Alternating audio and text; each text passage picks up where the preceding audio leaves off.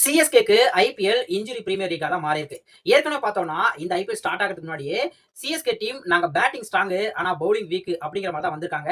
அதுக்கு முக்கியமான காரணம் நேத்தன் எல்லிஸ் இன்ஜுரியால ரூல்ட் அவுட் ஆனதுதான். அதுக்கு சிஎஸ்கே என்ன பண்ணாங்கன்னா, இன்ஜுரியில இருக்கிற நேத்தன் எல்லிஸ்க்காக இன்ஜுரியில இருக்கிற ஸ்பென்சர் ஜான்சனை ரீப்ளேஸ்மெண்டா சைன் பண்ணாங்க. அதுக்கடுத்து பார்த்தோம்னா, முதல் 3 மேட்ச டெவால் பிரேவிஸ் இன்ஜுரியால ஆடல. அதே மாதிரி தல தோனி இன்ன வரைக்கும் இன்ஜுரியில இருந்து ரெக்கவரி ஆகாதனால ஒரு மேட்ச் கூட இந்த சீசன்ல ஆடாம இருக்காரு.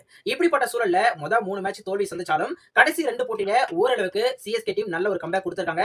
அதுலயும் குறிப்பா சொல்லணும்னா பவுலிங்ல டிஃபெண்ட் பண்ணி இந்த 2 மேட்சும் ஜெயிச்சிருக்காங்க. சோ பரவாயில்ல, சுமாரான பவுலிங் லைனப் வச்சு சிஎஸ்கே வெற்றி அடைறாங்களே அப்படின்னு நினைக்கும் போது அதுல குண்ட தூக்கி போட்டாங்க. சோ என்ன நடந்திருக்குன்னா, கேகேஆருக்கு எதிரான போட்டியில கலீல் அகமதுக்கு இன்ஜுரியா இருக்கு. சோ அவரு rest of the tournament available இல்ல.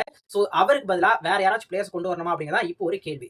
ஏற்கனவே சிஎஸ்கே பெஞ்ச்ல பார்த்தோம் அப்படின்னா முகேஷ் சௌத்ரி இருக்காரு. கண்டிப்பா கலீல் அகமதுக்கு ஒரு லைக் டு லைக் ரீப்ளேஸ்மெண்ட் சொல்லலாம். இன்னொரு இன்ட்ரெஸ்டிங் சாய்ஸ் அப்படின்னா அது கண்டிப்பா ராமகிருஷ்ண கோல். சோ அவரை பத்தி நிறைய நல்ல விஷயங்கள் நம்ம கேள்விப்படுறோம். அண்ட் முக்கியமா அவர் ஒரு ஆல்ரவுண்டர். சோ அவரை விளையாட வைக்க போறாங்களா இல்ல 2022 சீசன்ல சிஎஸ்கேக்காக கலக்கின முகேஷ் சௌத்ரி ஆட வைக்க போறாங்களா பார்க்கணும். சோ இவங்க 2 பேர் இல்லாம இன்னும் கூட டொமஸ்டிக் டேலண்ட்ல பார்த்தோம் அப்படின்னா சிஎஸ்கேக்கு ஒரு நல்ல ஆப்ஷன் இருக்கு. அதுதான் ஆகாஷ் மத்வால். ஆகாஷ் மத்வால் ஏற்கனவே மும்பை இந்தியன்ஸ்க்காக நல்லா பெர்ஃபார்ம் பண்ணியிருந்தாலும் கடந்த சீசன்ல பார்த்தோம் அப்படின்னா ராஜஸ்தானுக்காக தான் ஆனாரு. பெருசா சான்சஸ் கிடைக்கல.